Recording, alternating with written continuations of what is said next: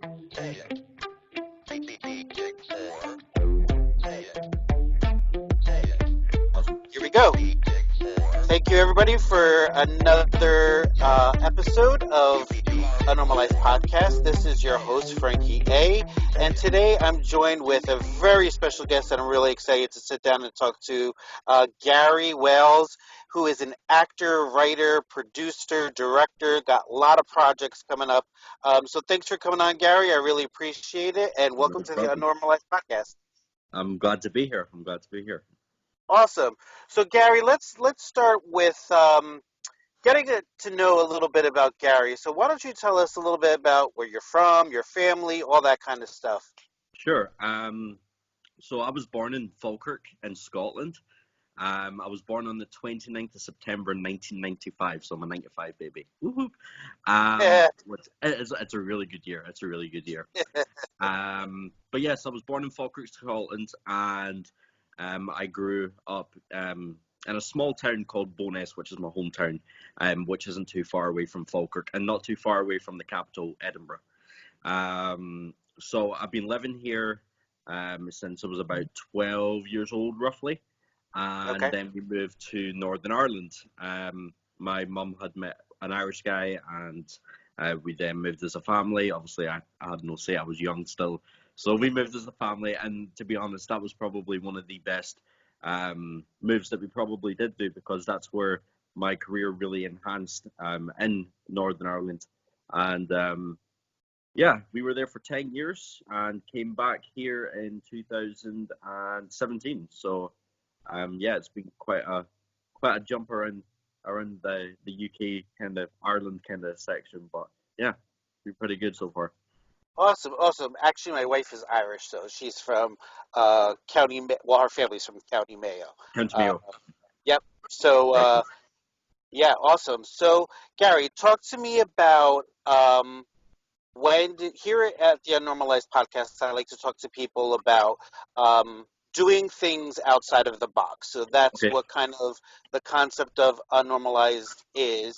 Um, Not following the conventional paths in life. Okay. And so, when did you realize that acting was something that you wanted to pursue?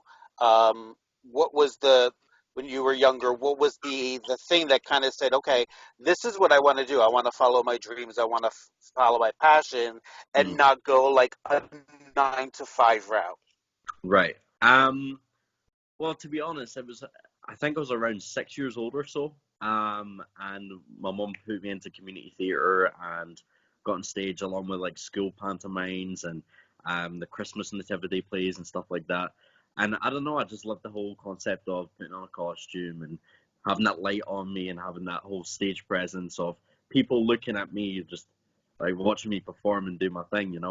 And it just kind of grew on me. And once obviously we moved to Ireland and whatnot, it just really blew up for me, because I mean, obviously going into a new high school, a new country, stuff like that. Um, and I get into the high school. My first performance was actually in high school in Ireland. Whenever I moved over there, and that was of Oliver. Um, so I had no intention to be in Oliver whatsoever. This is quite a funny story, actually. No intention to be in Oliver whatsoever. So I moved to Ireland.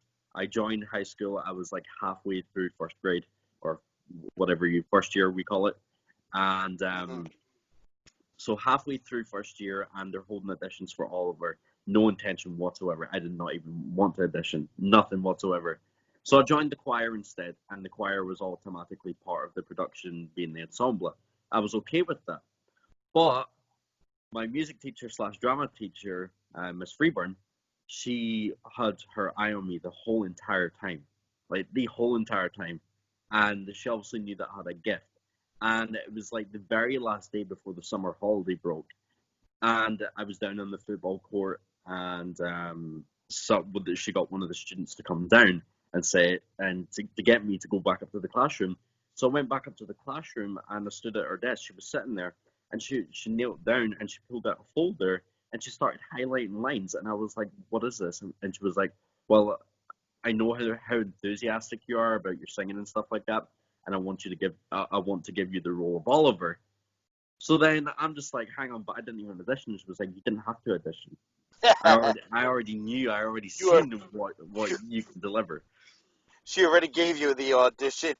Right, and I was just like blown away because I mean Oliver Twist being a huge, like, massive production and movie, and then to obviously be offered that role with no audition whatsoever, it baffled me completely.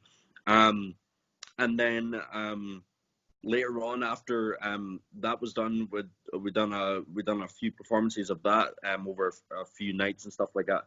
We still have the recording. There's videos on YouTube of me live on stage singing "Where's Love" from Oliver and stuff like that, which is pretty cool. It's good to keep those memories, so I'm glad that they did manage to record the full stage production whilst I was in it. And I was 12 years old at the time, roughly. It was in 2008. Wow. So it was a long time ago. But then after that production, then that's something I really did want to focus on it. So then I found a stage school, and then I went on tour with the stage school. We done national tours we done huge tours across Northern Ireland, and like it was awesome. We done a show called Black 47, which was based on the Irish famine, and it was an incredible like production, like all completely made from the countries of Ireland, from the countryside, because this stage school was in the complete middle of nowhere. Like you would not even imagine it. And I mean down this country road, and you've got a stage school, and you're just like, wow, okay, awesome. There's cows everywhere, there's sheep everywhere, there's a river right beside it, and I'm just like, is this it? Like, so we go in, and Black 47 comes along. We do a national tour, and we do a whole tour. It was 2012 we actually done that, and we performed the whole of Northern Ireland, covering the largest theatre in Northern Ireland, which was the Waterfront, and also the Lyric Theatre in Belfast, which was a fantastic opportunity to be part of the Lyric Theatre, and obviously having the Waterfront as well, which was pretty intense for sure. But yeah, Black 47 came along, and then I'd done a few more productions with a stage school. I was still in high school at the time, still went to high school every day. My childhood wasn't really, it wasn't damaged as much compared to other artists and stuff out there, like Michael Jackson, who didn't have a childhood whatsoever, you know. Or you get those child actors that come in at a very young age, and they're like forced to do their work on set. Like, it's just, I didn't do that. I went to school. I wanted to be around other people. So I still managed to figure out a way on how to go to school, come home, go to stage school.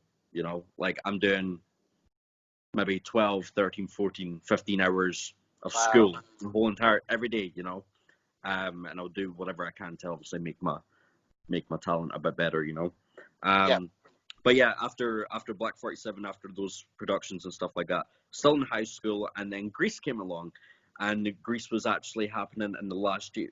I left high school in 2012 and went into college, and Grease came along, so I auditioned for Danny, which is the main role, and I didn't get it, unfortunately. But she offered me Kaneki, which is probably one of the best characters that I got to play, because I got to perform in the original.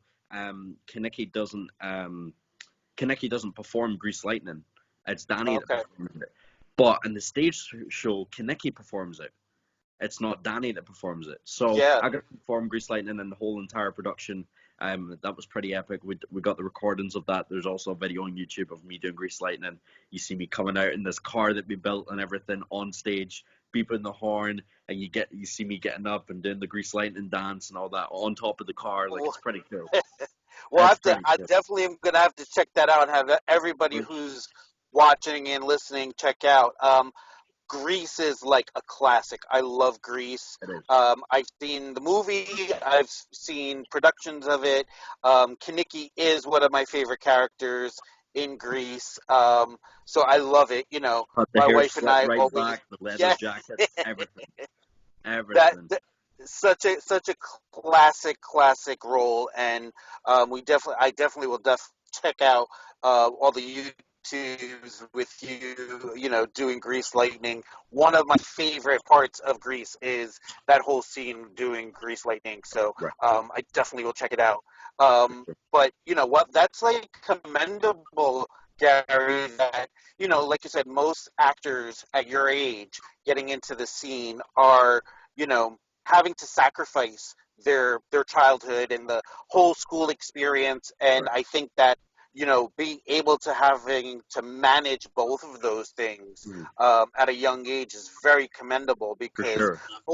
most people, have to choose, they're not able to find the balance between, having that normal childhood and pursuing such an intense industry like Mhm. going into acting and Yeah. stage. And a lot of people don't realize that theater and stage work is very grueling. So much work. I Yes. remember Oliver. Oh Lord, Oliver was tough. Like, I mean, 8 months of full on rehearsing, and I mean, we had to go into school on a Sunday and a Saturday just to rehearse. Like, I was. I remember it was me and the girl that played Nancy and Kaneki or Fagin and the Artford Dodger and stuff like that. We even after rehearsals during the school hours, we still physically went down with our music teacher down to a completely different location of Ireland to meet up with a singing coach to maximize our voices. And it was like, I mean, we're not getting home until like 9, 10 o'clock. I'm a Uh, 12-year-old and yeah, I'm yeah, getting yeah. home at 10, 11 o'clock at night with my school. Like, Hmm. that's my That's life. a lot. That's a Yeah. lot. And eight months of just full on rehearsing.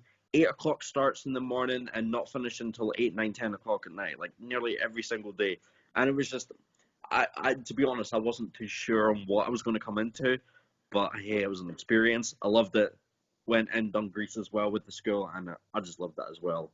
I really did. And yeah, that was just actually grooming you for things to come in the future. Right. Uh, yeah. So how did your, you know, most families, parents, things of that nature, they always want their kid to be in a industry or a field where, of course, there is security and things like that. So, how did your family respond to you saying, I'm doing these, plays and stage work, and I kind of want to do this, as Yeah. not just something on the side that I have an interest in or like a hobby, quote Mhm. unquote. How did your family react to you saying like, I want to do this as a career, as a profession? Were they supportive? How did they respond to Yeah. that? Well, I mean, yeah, they were completely supportive, like completely. They would buy tickets to every single thing. But one thing that my family were quite worried about was obviously being at a young age and whatnot, being in school, and obviously being from a different country, living in Sure. Ireland. I got bullied quite a lot in my high school years, quite a lot actually. Because I remember the whenever I started doing Oliver, obviously I would like during rehearsals and stuff like that. It would be during the school years. All my other classmates there in class doing their written work and whatnot whilst I'm on stage performing, But Yeah. I've got the orange makeup, stage makeup on, and then dinner bell goes. I'm going into the canteen covered in makeup, and everybody's like laughing at me. But Mm. I mean, I'm me getting bullied and stuff like that. My family, my family were scared for me because they knew exactly what I'd went through. I grew up with ADHD, unfortunately, Okay. and Yeah. people would try and trigger me because they would try and trigger me to make me kick off because they Yeah. thought it was funny. Get a reaction out of you. Right, so they wanted to get a reaction out of me, and to be honest, I've done some of the most stupidest things as a child. Having ADHD, I caused quite a lot of people harm. Um, But I'm not gonna blame myself for that. I'm gonna blame the ADHD because I'm not a harmful person. Yeah. I mean, yeah, I did silly things, but I mean, who doesn't at young ages, right? Yeah. But yeah, And like, just a little thing about me that I actually do have ADHD myself. oh, I my background is in social work. So I deal with a lot of people who have ADHD, Right. other mental health diagnoses, things, behavioral disorders, things like that. So, Mhm. it can be a challenge, especially at a For young sure. age. For sure. Be in being in not only in growing up in school because that has challenges within itself, but then on top of it, being kind of in a And realm that yeah. is not the normal thing that other kids are doing. Right. And like you said, coming into situation where the kids are doing schoolwork and things of that nature, and you're kind of doing that, but you're also like getting pulled out of class and things like that Right. to work on production stuff. So Right. I understand what that could bring Yeah. in a social setting in school. So yeah, no, understand and what that's like, Hmm. growing up with something like that and having to deal with social interactions with other students and kids your age and your peers. Right. So you can sympathize or You empathize can with relate to that. having that challenge. Right. But obviously, me being very productive with it was very hard for me to stay still. I couldn't focus in class, but my only happy time is whenever I was doing production work.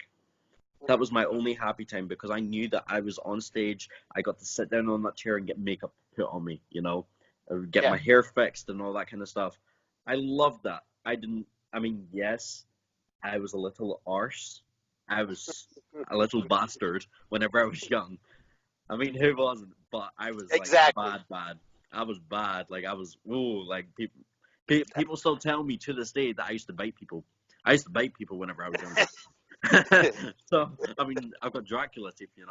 Um, but like it's just like I think the entertainment, like obviously the production work in the entertainment industry, like has helped me in a way because obviously having diagnosed with ADHD from a very young age, to I mean I'm 20, 23, coming on 24 in a couple of weeks.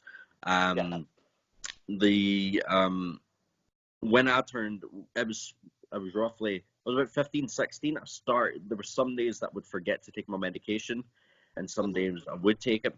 But the days that I wouldn't take my medication would be the days that I'm calmer. But the days that I do take the medication, it would bounce the other way and keep me a bit hyper a little bit. So then, whenever I was 18, obviously seeing the family doctor and stuff like that, I told him I was like, I'm 18 now. I don't want to take medication anymore. I've been taking it since I was 6. I'm now 18. That's it. I'm done. And since then, this is me now.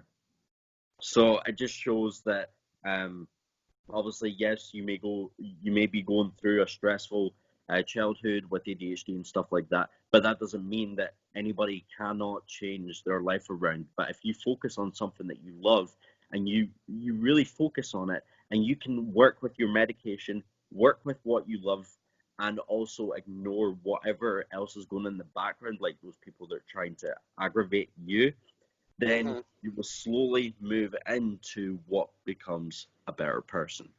I'm not saying Yes. that you are going to be that you aren't or were a better person, but you would turn into a very respectful and very professional person. Like me, having like talking to industry people at 13, 14 years old, and Yeah. people like looking at me as 15, 16 years old, and they're saying like, "How do you even know what that word means?" I was like, "I'm just professional.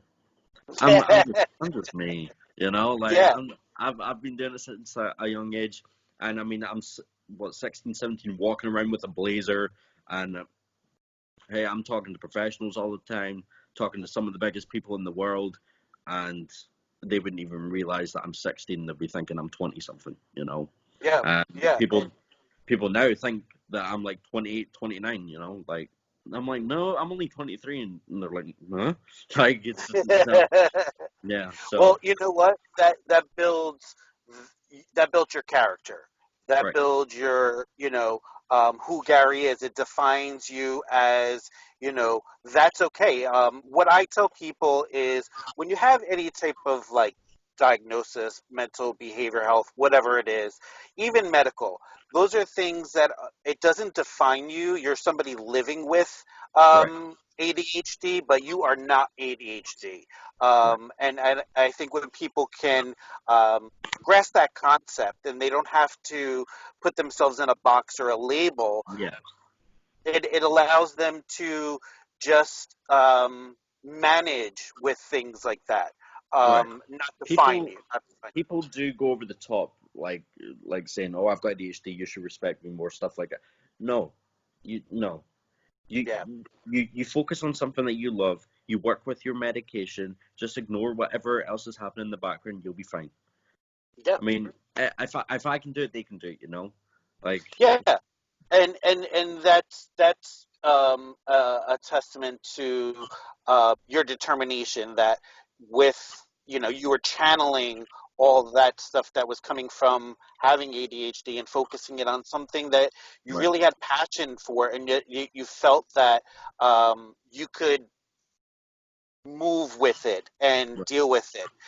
And it probably lent a lot to the characters that you were playing and the roles that you were playing. for sure. And when you can focus and channel it like that, you can use it as a tool. Um, Right. you know, yeah, exactly. Um, so what was the you talked about doing stuff like Oliver and Grease. hmm What was your big break into the industry? Um, well, Game of Thrones came along, obviously. For anybody that doesn't know, I was in Game of Thrones. I played Helter. That was a fantastic experience. Long hours, but fantastic experience. Hmm. Um, Great to work with a lot of the people that obviously I didn't imagine working with. Obviously, Yeah. coming from a very small town to a different country to being in the biggest TV show in the world, and obviously Yeah. being in that country where it's filmed at that right time was just perfect for me. So yeah, that came along. That kind of blew me up a little bit, which was awesome. So I'm glad that Yeah. came along.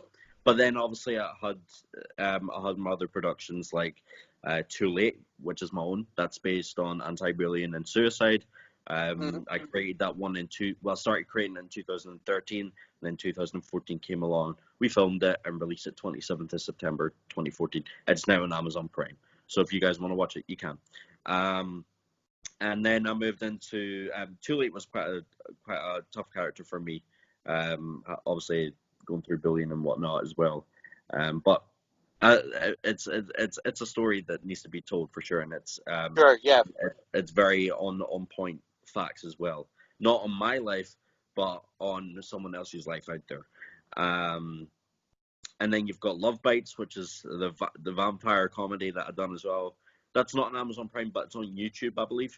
And then you've got there's just so many. Two of my recent productions. Hmm. You've got Round, you've got Little to Lose. They just came on Amazon Prime recently. I just finished filming. Obviously, the deal. The deal was pretty good because it was like an international hitman kind of thing, and had Yeah. like obviously being like the only international person in the production, being Scottish, having that like very strong Scottish accent in the movie, being in Oklahoma and just in the country nowhere, to having a Scottish accent and with a gun in my hand, like it was, Yeah. yeah, and obviously I had a bit of comedy to that character as well, me being me, like, but So yeah. when is the deal? When are we going to be able to see the deal? Is it out yet or? No, it's not out just yet. As of now, I believe they are still finishing off little filming parts. I'm completely done. Like I've done all Okay. whatever I had to do. But they're just finishing off little things. And then I believe they are trying to aim for June, July next year. Okay. Hopefully they do because I will be in the area at the time for the world premiere. But I'm just waiting on Well, that date because they need to obviously. I know what date I'm going to be there, but hmm. are they going to be able to get me? Like, are they going to be able to do that world premiere at the time that I'm going to be there? Because if not, I, I mean, I don't want to be wasting money coming over twice. Like, Yeah. Yeah. Yeah. Yeah. especially like if it's a week after I leave. Like, I don't fancy jumping back into my time zone, then back over to that time zone and doing all those flights again. It's a lot of work. Too many Yeah, flights. it's a lot of like logistics that come into play with everything, timing, where you are and where the premiere is. Exactly. So, what, how, like, you're not just an actor, okay? No. A lot of people, you guys have to check Gary's um, list of everything that he does, because he's not only an actor, he's a writer, he's a producer, he's a director. You did have Vikander, correct? Vikander. Is Vikander and Rage are some of the productions that you kind of put together. So how is that like? How is it going from being an actor to then going kind of like behind the scenes of everything? To be honest, it's very it's difficult, especially being an actor in the production and also trying to Yeah. direct and do everything else at the same time. It's very difficult, but hey, if Johnny Depp can do it, if Leonardo DiCaprio can do it, I can do it. Johnny Depp being one of my most favorite actors in the world, he's just Well, incredible. Like, I would do anything yeah. to get in a scene or just a 30-second video with him, you know? Like, I do not care as long as I get that throughout my Yeah. lifetime, I'll be good. But if they can do it, I can do it. And I mean, hey, I've already done it. I've done Too Late. Vikander, that is a work in progress. Nothing has been filmed. Nothing is, like, scripts are still getting wrote right now. But I'm aiming, I can't remember what that film was called, or the TV show, The Killing, I believe, the Canadian one. Yes. Mhm. Yeah, it's very similar to that, but Okay. it's like, it's a twist between that and like Texas Chainsaw Massacre. With, Awesome. so like I'm a that's huge horror fan. I'm a huge horror fan. yeah. So that definitely is something I'm gonna check out. It sounds like awesome. I can't wait. Yeah, so you've got The Killing, then you've got the Texas Chainsaw Massacre. Put that together, and there you've got Vikander, and you're just like, what is that? What's going to happen here? You know? Awesome. And I Yeah. played Vikander. I'm going to be Nice. playing Vikander. So Awesome. Patrick Vikander is a made-up character that I've made, and he's a serial killer, and he does. I'll tell you a little bit about it. He does a weird kind of thing when he kills people. He does go for young teenage girls. He sexually assaults them and then kills them. But before he kills them, he has a mask on, his own mask, and he does a dance around their body before he kills. Oh and my when god. he kills, he leaves one mark on their body, and that is how the detectives and everything figure out that this is his killings. But he leaves a mark from her chest right down to her belly button, and that is the only mark that That's relates back to his Vikander. that's his kind of signature His to signature. the actual crime. Right, exactly. So that's Oh his my god. signature. This is you don't even understand. This is like so up my alley. I actually work in forensic psychology, so I'm fascinated. Kind of weird, but I'm fascinated by how the mind kind of goes to that place. I mean, look at Stephen And King, you yeah, know? hmm Stephen King coming out with It, The Shining, all yeah, these classics, and I mean, like, yeah, he's went through a difficult young age as well. He went through a lot of drugs and stuff like that. But those, like, I'm not saying that drugs are good for you kids, but like drugs, like, kind of push that creative mind in a way. And I think that's that's one of the things with the entertainment industry in today's age, that a lot of artists and stuff do take drugs, but in some way it might help their creative mind push. I don't I know no how no to. no. I totally agree with you. I mean, well, like I'm not promoting Right. anybody out I'm there. not promoting whatsoever. Yeah, the young people who may be listening, but it does expand the mind into thinking of that out of the box kind of Right. mentality. It exposes It or you know exposes things that aren't usually there. yeah Like, exactly. I mean, I've never touched drugs. I've never even attempted to touch drugs. I would never touch them. because I know my manager would rip my head off if I did, and even my mum would rip my head off. So Yeah, nothing that's good. even worse than that's even worse than the manager.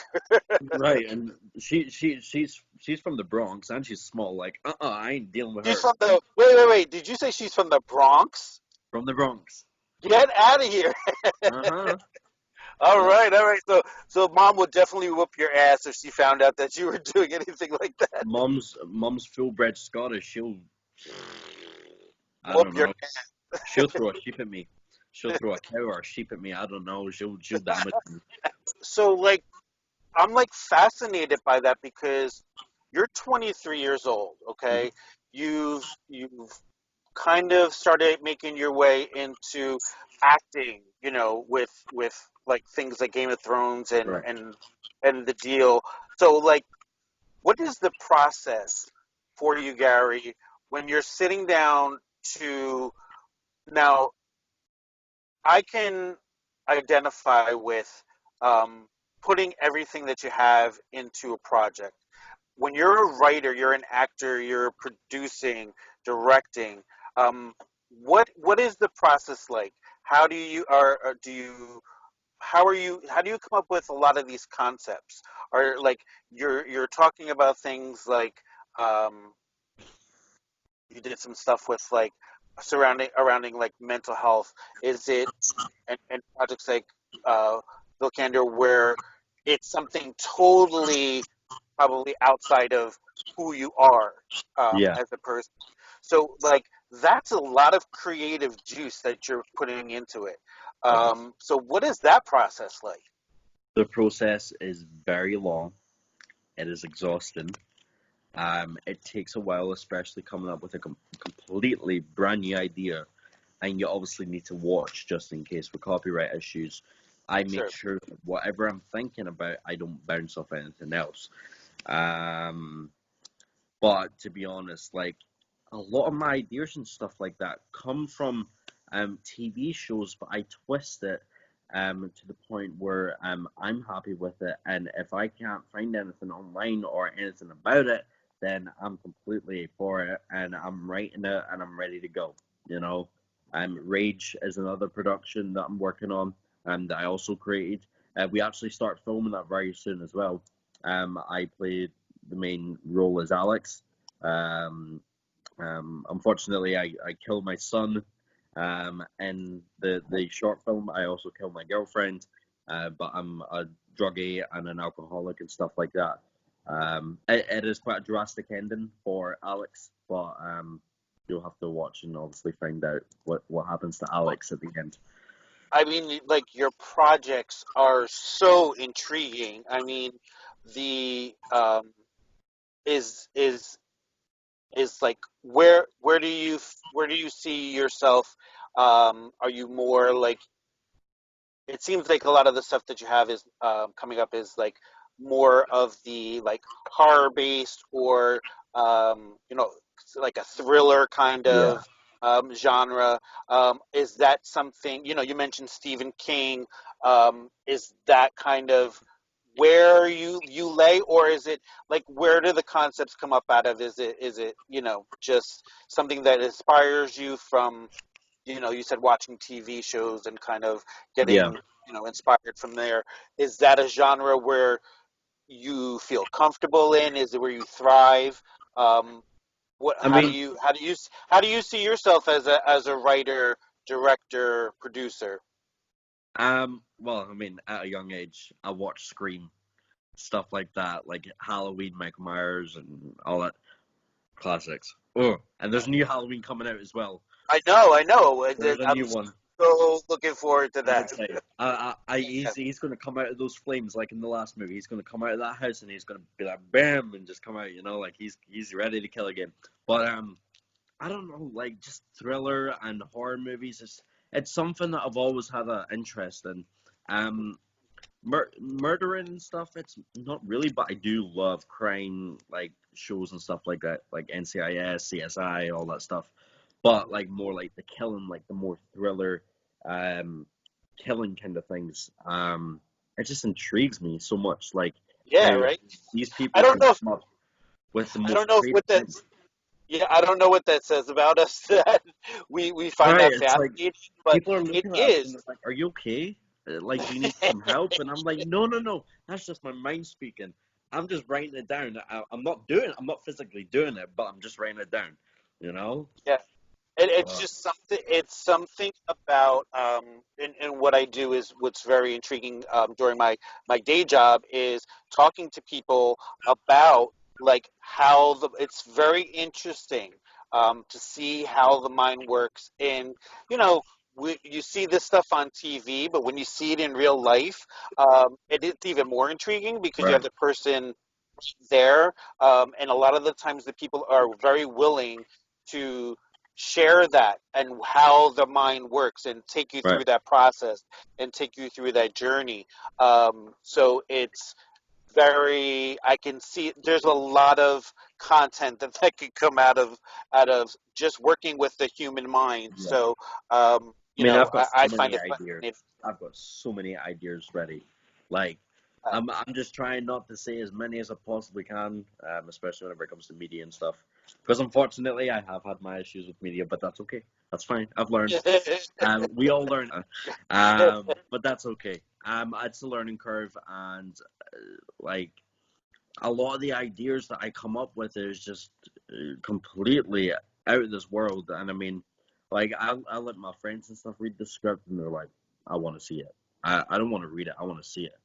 yeah, Because they read like the first two pages, and they're just like, "Where is it? I need to yeah, see this." and Um, they're all it's a long process. It's a long process, but hey, so like how do you manage juggling all this stuff, because on top of all the production stuff that you're doing, I'm assuming that you're auditioning for other roles and in stuff like that. So yeah. how, Um, like, how do you find time to manage work, because working on your own individual projects I'm sure is like friggin' time consuming. yeah. So how do you manage finding the time to even, like, when your manager calls and says, here's a role that I think that you would be good for. How do you manage all that? Um, I guess I just take every day as it comes. Every No, foot, no sleep. I bet you don't get any sleep. I do sleep. I do sleep. And I mean, there is one thing that nobody knows, and I'm willing to say this first on the show here. Thank you. Um, but I'm not only just an actor and all that kind of stuff. I don't only do all that. I also have a day job. Really? I also have a day job, and I'm a manager at Domino's Pizza. Get out of here. No, you're lying to me right now. Nope, Listen, I'm a there's manager at Domino's Pizza. there is nothing wrong with that, brother. I totally respect that. You have to hustle nowadays, and it's all about the grind and the hustle. So Exactly. I it makes me like really appreciate you even more, because not only are you pursuing the bright lights, big city type of stuff. You're a down to earth guy, and you know what it is to hustle a 9 to 5. Exactly. I respect that. Totally respect it. Appreciate that. Yeah, I mean, to be honest, like a lot of people, especially whenever I was younger and stuff like that, they say don't grow up and be a big head and stuff like that. And I've always told myself I'll probably never be a big head, have a big head whatsoever. I'm a person that just wants to settle back, go out, do what I love to do, which is the entertainment industry, and also just work a normal day-to-day job. Before Domino's, I was working at Subway. Before Subway, I've worked in a call center. Before that, I was working in an Indian restaurant. I mean, like I've done quite a lot of things, and then before that, I was working in a factory. Like I've done so many things and so many day jobs, and I got to experience all these different things. And now that I'm settled at Domino's now, I feel human. Like I Yeah, just feel like a normal person. And people, yes, people notice me and stuff like that in the store and whatnot. But they notice me and they're like, "Hey Gary, how's your day going so far?" It's not, "Oh my God, like, can I get a picture?" No, Yeah. like people respect that I'm working and I'm just living life the way I want to live it, and people respect that, which is completely awesome. I'm not going to tell you which store because there's not many stores, but yeah. Yeah. And plus, as a manager, I jump around different stores, so yeah. Good luck, I guys, on trying to totally find me because you won't. I totally respect that.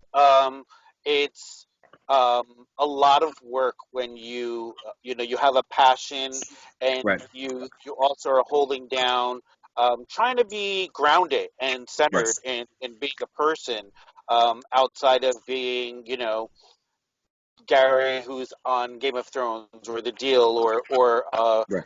the normal everyday experience lends to probably why you're so successful in a lot of the projects that you're doing, because you're bringing that real authentic human Yeah, to the projects that always keeping a base with reality and what's going on with the everyday human for existence. sure. I think is something that a lot of people in your industry don't have, Right. um, because they lose touch with it. And Hmm. I really commend you, Gary, on just staying like a real dude, like and I think that's probably, you know, where when your projects do come out, people are going to connect to that because they Yeah. can sense that authenticity, Mhm. in the work. So, I mean, uh, I'm a proud Christian. I'm a worshiper, and I love God and whatnot, and like just living life as it comes, and working my day job, coming home, doing, sending out my emails, taking on like interviews like this, and I'm going out to auditions, and I'm dealing with PR and flying to different countries to film new things, and like I mean, yeah, it's very exhausting. Don't get me wrong, but hey, if you keep your mind focused, you will focus on the rest of your life. Like it's just it everything falls into place. keeps me focused on everything, knowing that I'm working on a own day job. Keep your head there. Once you get out of work, also you're in that kind of zone still. Don't go to social media and be like, okay, somebody's just sent me $1,000. Okay, doesn't matter. You know, Yeah. like I'm still focused. I was like, okay, did I do that at work? Did I do this at work? That like I'm still coming home at night, and I'm like, did I do that at work? Did I remember that? And then there's an email popping up, and I'm like, entertainment. I'm like, no, no, no, wait. I need to focus on work first. I'm not Focus. finished yet. Yeah. And So, it's a testament to who you are, Gary, that you can have all those balls in the air and juggle them at the same time. exactly. That And I mean, everybody's multitask. Like, Yeah. everybody can multitask. Everybody can do whatever they wish to do. If it inspires them, if it keeps them happy, then hey, just do it. I know it's going to be. I mean, I know there's 24 hours in the day. There's not. It's not long whatsoever. But hey, if I can work 18, 20 hours, maybe fly across the world and take 24 plus hours sometimes, then I mean anybody can do it. You know what I mean? When they say when you love what you do, um, going to work every day is not going to work. Right. And that's what, the whole premise of my show is talking to people like you, because there are people out there who, are in a position where they're maybe at a crossroads and saying to themselves, you know, um, I have this passion. Should I pursue it? What comes with it? What are the challenges? So speaking to someone like you who's involved with a lot, also maintaining like normal life every day, working, a 9 to 5, um, it's a good message to send to people, Right. especially you were talking about growing up and being bullied and all that, and that's getting such a spotlight right now, that even through that whole situation, you were able to kind of rise above it Yeah. and kind of do something with your life, and Yeah. that is, what you want to do, what's in your heart, what's your passion. Right. I Uh, love talking to people who are so passionate. I can see it in you that you're very passionate about the things that you do, for sure. and I can tell that you um, put 100% of yourself into it. For sure. I mean, like, to be honest, like, since I've been bullied and getting into the entertainment industry, I started obviously social media and whatnot, and I mean, yes, it's going to take time, but I started to become really, really positive. Then I became a Christian, and like everything was just awesome for me. And I mean, yeah, I was still working my daily jobs and stuff like that, and I still get people to this day coming to me saying, for years, I've been watching you on social media, and every day you make me smile, you make me happy. I mean, someone just sent me a letter last night, and I read it last night. But I think what I'm going to do is I'm physically going to sit in front of a camera, record myself reading that letter, because that letter put me to tears, and it just felt like a 13 Reasons Why like moment. It just, like, Yeah, I'm just reading this letter and just reading what they've went through, and them telling me what I've done to their life that's made them a better person, and what's made them who they are today. I mean, it's incredible to see people change just from my actions that I take. hmm Um, but it just shows, like, you don't have, like, you can still work on your passion and still work on your day-to-day job, I mean, and still be happy. If I mean, I'm going back to the quote that I always say is, if I can do it, you can do it. yeah, If you can do it, I can do it. Anybody can do whatever they set their mind to. And obviously, um if you're doing lots of different things every single day, that's awesome. You're keeping your brain focused, you're keeping yourself energized. Yes, it's very tiring. It can be very upsetting, exhausting, and frustrating and depressing sometimes. But hey, once you get home, lay in your bed, close your eyes, go to sleep. Next day, get up, do it again. That's yep. It's clockwork. And I thank you, Gary, as somebody who has had challenges. Part of what I do is I'm actually I have tons of like certifications in behavior mental health, but Mm. I started out as what's called a peer support specialist. Right. So I have like real life as well as like clinical experience, Mm. and it's because of people like you who are raising awareness to issues like bullying, like suicide awareness, and things like that. That you're delivering a message that's really going to reach people. You're a Yeah. young guy, 23 years old.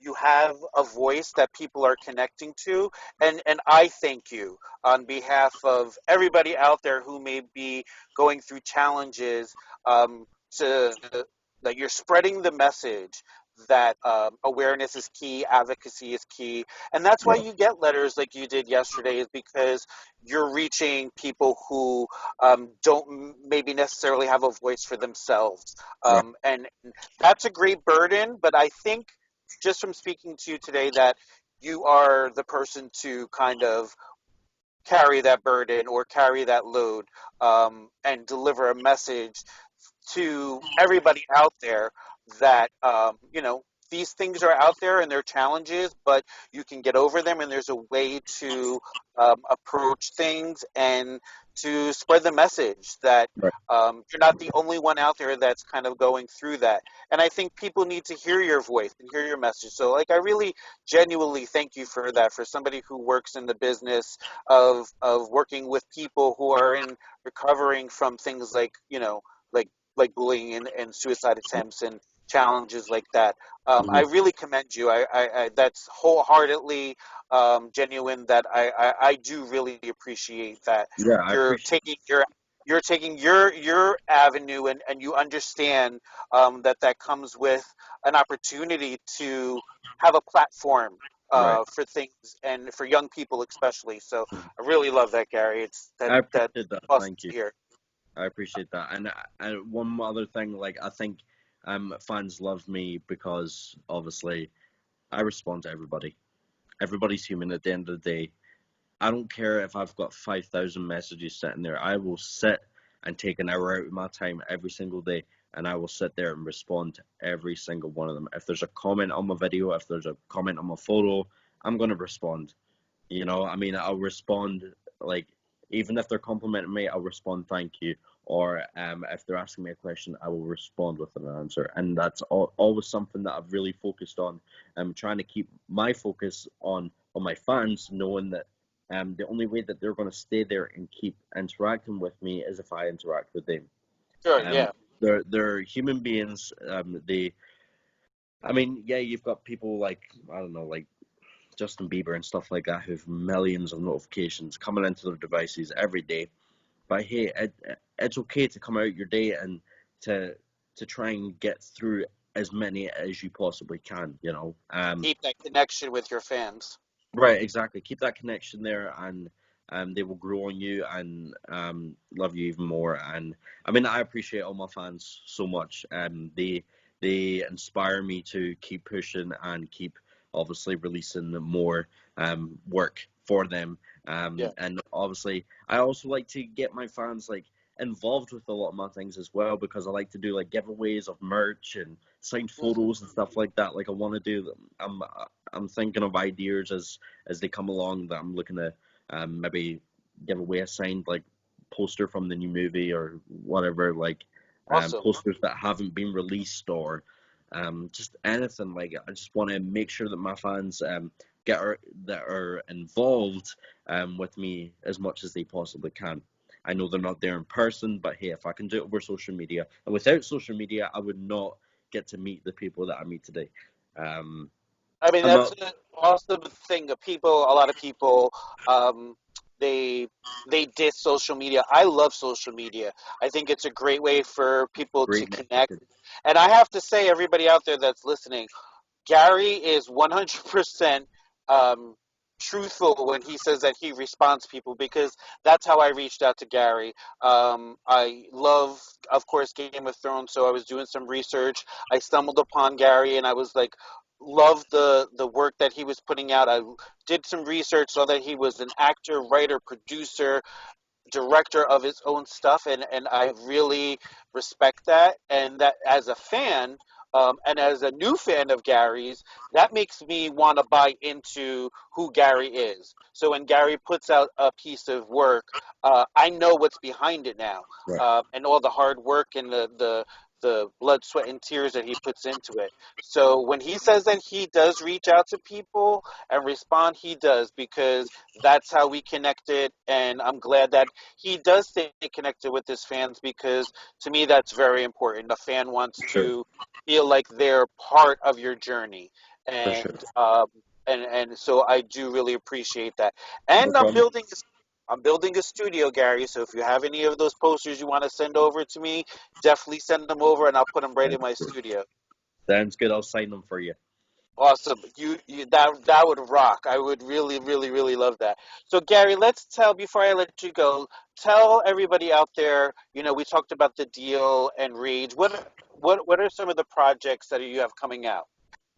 Well, obviously you've got the deal that's coming out next year at some point, hopefully. Rage. I really want to try and get that out this year. I mean, I know there's only a couple more months left. It's going to be very difficult, but hey, if I can do it, awesome stuff. As it does evolve a lot of alcohol and a lot of drugs, and obviously coming up to like New Year and that time of the Christmas and stuff like that, it's very, very strong in people's families that has a lot of issues, especially that time of the year. So it would be great to get that out there. If not, then I'll get it out next year for sure. It's going to be another short film. I love short films. I love working on them. And they're just so catchy and just like boom, like 7 minutes of your time during the day, you just watch something. You're like, that was an hour and a half. Yeah, That's what it feels like, and that's what impactful. yeah, exactly. That's what I aim for in my short films. Too Late originally was so much longer than it is. It's 17 minutes and 30, but it was like 40 odd minutes, and I was like, I can't watch any more of that. It's too depressing. I'm done. I was like, cut it right down. So that's what I'm doing, and it's perfect now. But yeah, you've got Rage coming out. You've got the deal coming out. And there is one project that I am writing at the moment, that I haven't really talked about that much, but it's one of my own, and it's going to be my very first feature movie that I'm creating. Awesome. It's called Stan.